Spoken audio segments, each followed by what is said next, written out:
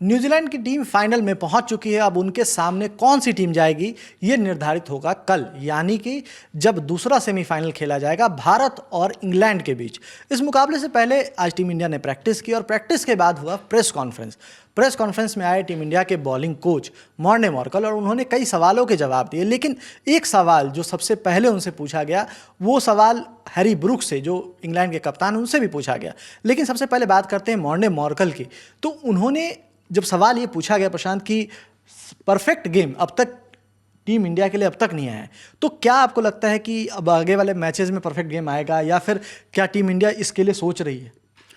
Morne Morkel से सवाल किया गया तो उन्होंने यही बोला कि ऐसी कोई डगआउट में या टीम मीटिंग्स में ऐसी कोई बात नहीं होती कि परफेक्ट गेम क्या होगा या खेलना चाहिए, क्योंकि टीम हमेशा ये देखती है कि वो हमेशा परफेक्ट ही खेले हर मैच में अगर रिजल्ट आपके फेवर में आ रहे हैं, हाँ, वो ज़रूरी है। और उन्होंने ये भी बोला कि किसी ना किसी मैच में या हर अलग अलग मैच में अलग अलग प्लेयर ने कंट्रीब्यूट किया है, टीम को जिताया है। तो परफेक्ट गेम की बात ठीक है, किसी दिन आएगा, टीम बोलेगी। अब परफेक्ट गेम क्या होता है ये भी एक सब सवाल, हाँ, सब सवाल कर लेते हैं सारे पत्रकार जाके। परफेक्ट गेम होता क्या है मुझे समझ में नहीं आता है। या आप क्या चाह रहे हैं कि सारे बैटर के बैटर जिस दिन खेलें तो वो रन बनाते हैं और बॉलर विकेट ले लें? तो ऐसा नहीं होता ना क्रिकेट में। थोड़ा बहुत ऊपर नीचे चलेगा ना, कि कभी कभी अभिषेक शर्मा नहीं चलेंगे, कोई और बैटर चलेगा। किसी टूर्नामेंट में कोई प्लेयर नहीं चलेगा, कोई और चलेगा, बाकी लोग रिजल्ट देंगे। तो टीम गेम है इसीलिए ना। तो वही है। तो मॉर्ने मॉर्कल ने भी यही बोला कि टीम का हर एक प्लेयर स्टैंड आउट करता है हर एक अलग अलग मैच में, और रिजल्ट मिल रहे हैं तब तक ठीक है। बात ये रिजल्ट से मतलब है टीम को, बात ये भी है ना।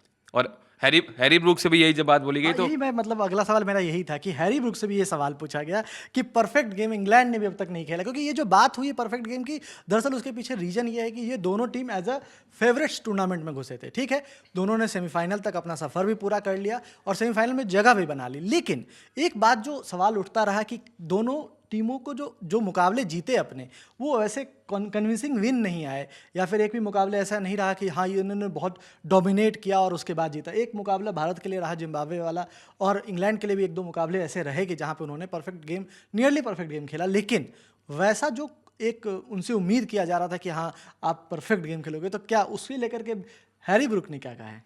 नहीं नहीं, अगर कोई कह रहा है कि इंडिया का जिम्बाब्वे के खिलाफ परफेक्ट गेम आया था तो ठीक है, आप कह सकते हो, हाँ। लेकिन फिर मुझे नहीं लगता है कि इंग्लैंड का कोई भी परफेक्ट गेम आया है एक मैच में। सिर्फ अकेले हैरी ब्रूक नहीं था, वो भी मैच फंसा हुआ था, ठीक है। पाकिस्तान वाला। हाँ ठीक है। तो वो मैच अगर उसको कोई परफेक्ट गेम कह देगा तो मतलब पता नहीं मुझे, फिर मतलब मुझे परफेक्ट गेम की डिफरेंशियल पर शक है फिर तो। हाँ, तो हैरी ब्रूक ने थोड़ा आप वो ओवर कॉन्फिडेंस कह सकते हैं आप। तो उन्होंने यही बोला कि हम बिना परफेक्ट गेम के सारे मैच जीतते हुए आए हैं और हम इस टूर्नामेंट को बिना परफेक्ट गेम के जीतेंगे। तो शायद उनका वो ओवर कॉन्फिडेंस साउंड कर रहे थे, बट मे भी उनका कहने मतलब यही रहा होगा कि हमको रिजल्ट, वही जैसा मॉर्ने मॉर्कल ने बोला कि हमको रिजल्ट मिल रहे हैं, तब तक सब कुछ परफेक्ट ही है ना। बात ये है, आप उसको कोई भी डेफिनेशन में बांध दीजिए, ठीक है। रिजल्ट आ रहे हैं तो ठीक है। तो हैरी ब्रूक ने, लेकिन हैरी ब्रूक ने एंड में ये बोला कि कल यानी थर्सडे को जो इंडिया के खिलाफ मैच है, तो वहाँ पे हम वी होप कि हम परफेक्ट गेम खेलें। और ऐसे बड़े मैच में आपको खेलना पड़ता है। आप आज न्यूजीलैंड ने खेला ना, ठीक है, वो चाहे बॉलिंग हो, फील्डिंग हो, बाद में बैटिंग में, तो इससे परफेक्ट क्या ही होगा। इसलिए मैं कह रहा हूँ कि परफेक्ट क्या है कि परफेक्ट 12-13 ओवर में 73 चीज़ का डालो, वो परफेक्ट है फिर तो वो वाली चीज़ है। बिल्कुल। ऐसे एक ड्यू की भी बात आती है, क्योंकि जैसे आज हमने देखा कि जैसे जैसे मैच आगे बढ़ता गया, कोलकाता में खास करके तो मैच बैटिंग के लिए बहुत अच्छा होता चला गया। और बैटिंग, और हमने देखा भी कि मार्को एंसन बाद में आकर के उन्होंने बहुत तेज तर्रार 50 लगाई, और उसके बाद तो हमें पता है न्यूजीलैंड ने क्या किया, 12.3 ओवर, जैसा प्रशांत ने बताया। लेकिन अब उसके बाद ड्यू का भी एक सवाल आया कि ड्यू का एक फैक्टर होगा, मुंबई में मुकाबला है, और अगर टीम को सेकंड बैटिंग करनी पड़ी या फिर सेकंड बॉलिंग करनी पड़ी, जहां पे आपको ड्यू का एक फैक्टर होगा, उसे लेकर मॉर्ने मॉर्कल ने क्या कहा और तैयारी को लेकर क्या कहा है? तो ड्यू के फैक्टर पर मॉर्ने मॉर्कल ने पूरी तरह बोला है कि ड्यू फैक्टर है, अमूमन वानखेड़े में या मुंबई में होता है इस सीज़न में। और हम इंडियन फैंस की तो मतलब बुरी यादें जुड़ी हैं 2016 हमारे कई सारी बुरी यादें हैं। तो 2023 से पहले एक 2016 में बुरी याद थी, जब उसी वानखेड़े मैदान में वेस्ट इंडीज से हम आए थे और सेकेंड इनिंग में जो ड्यू आई थी उसके बाद लैंडन सिमल्स ने जो उड़ाया था। तो उन्होंने इस बात को एक्नॉलेज किया है कि ड्यू फैक्टर है। लेकिन फिर वही बात होती है कि टॉस आपके हाथ में नहीं होता है, यही बात उन्होंने बोली, ठीक है। तो आप फिर due due due due due नहीं कर सकते हो, आप ड्यू के भरोसे नहीं बैठ सकते हो, ठीक है। तो अगर आप टॉस हारते हो, ठीक है, और पहले बैटिंग मिलेगी, अगर ड्यू फैक्टर होगा, बहुत नॉर्मल सी बात है। तो फिर यू विल लुक कि आप बड़ा स्कोर बनाने को देखो, बात यह है। तो ड्यू फैक्टर को एक्नॉलेज किया है उन्होंने, ठीक है, उन्होंने बोला है एक टीम इस पर भी काम कर रही है।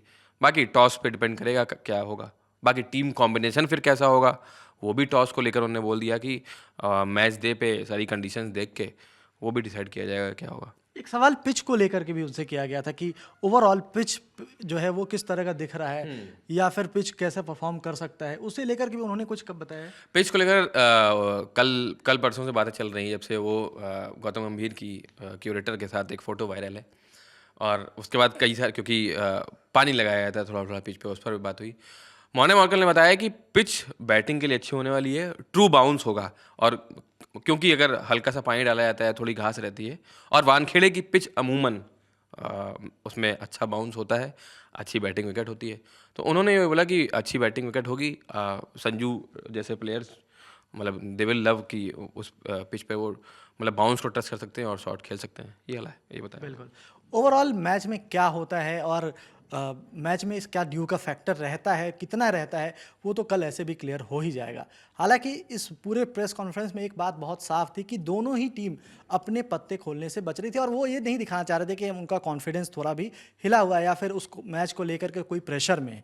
ये बात बहुत साफ तौर पर नजर आ रही थी। एक और बड़ी बात बोली थी उन्होंने, मैं आपको बताऊं, फील्डिंग का जो कंसर्न है इंडियन टीम का इस टूर्नामेंट में, पिछले मैच में अभिषेक शर्मा से 2 कैच ड्रॉप हुए थे इजी इजी।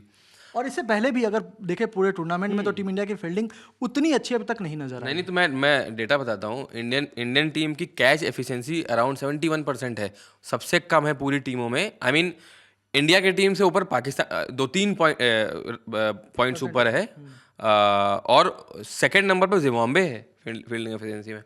तो इंडियन टीम की फील्डिंग या कैचिंग एफिशिएंसी जो भी आप बोलो वो ख़राब रही है। उस पर भी मॉर्ने मॉर्कल ने बोला है कि टीम मीटिंग्स में, प्रैक्टिस में उस पर फोकस किया जाता है, बट एट द एंड फिर जो उन्होंने बात बोली बिल्कुल सही है कि वो माइंडसेट का खेल होता है। जब आप ग्राउंड पे उतरते हो, कैच छोड़ना, कैच लेना, वो आप प्रेशर को कैसे हैंडल करते हो, कैच। और उन्होंने ये बात भी बोली कि कोई फील्डर जानबूझ के कैच नहीं ड्रॉप करता है, बिल्कुल सही बात है ये। प्रेशर में आज ही हमने देखा कि किस तरह से ग्लेन फिलिप्स जैसे फील्डर भी कैच ड्रॉप कर रहे हैं। आई मीन ग्लेन फिलिप्स के लिए देखो आप, उसके बाद नहीं, कई बार उनके लिए कहा जाता है कि ग्लेन फिलिप्स ब्लाइंडर्स ले लेते हैं, हाँ, लेकिन बहुत इजी कैच छोड़ देते हैं। तो वो अब कैच है, आई मीन छूट गया, तो उन्होंने फिर वैसे ही बोला कि आप प्रैक्टिस कर सकते हो, जैसा कि इंडियन टीम करती है। और अमूमन कोई भी टीम, ज़्यादातर टीमें फोकस करती हैं अगर कोई वीक एरिया है तो स्पेशली उस पर और ज़्यादा फोकस किया जाता है। फील्डिंग पे तो हमेशा जोर रहता ही है। तो वो तैयारी, उन्होंने बोला कि वो तैयारी पूरी है, अब वो इम्प्लीमेंटेशन का ही, फील्डर के माइंडसेट का ही वो है, कैच ड्रॉप हो जाते हैं। तो उस पर एक बात ये बोली थी उन्होंने। बिल्कुल। तो ओवरऑल कैच का, क्योंकि हमें पता है कि कैचेस विंस मैचेस, मतलब ये बात तो बहुत कॉमन है, और आपने भी कई बार कमेंट्री पैनल में ये बातें होती और मतलब सुना तो ज़रूर होगा, लेकिन इस मैच में कितना इम्पैक्ट होने वाला है, क्योंकि इस यहाँ से डिसाइड होगा कि दूसरा फाइनलिस्ट कौन होने वाला है। टीम इंडिया के पास बहुत मौका है, और अगर दोनों टीम की बात करें तो दोनों टीम 2-2 वर्ल्ड कप जीत चुकी है, तो दोनों टीम के पास मौका है कि तीसरे वर्ल्ड कप के लिए अपनी दावेदारी पेश करें। तो इस मुकाबले में क्या होता है वो रिपोर्ट हम आप तक लेते आएंगे। और इस फिलहाल वीडियो में इतना ही। मेरा साथ दिया प्रशांत ने, मैं सुकांत। देखते रहिए लर्न टॉप स्पोर्ट्स। धन्यवाद।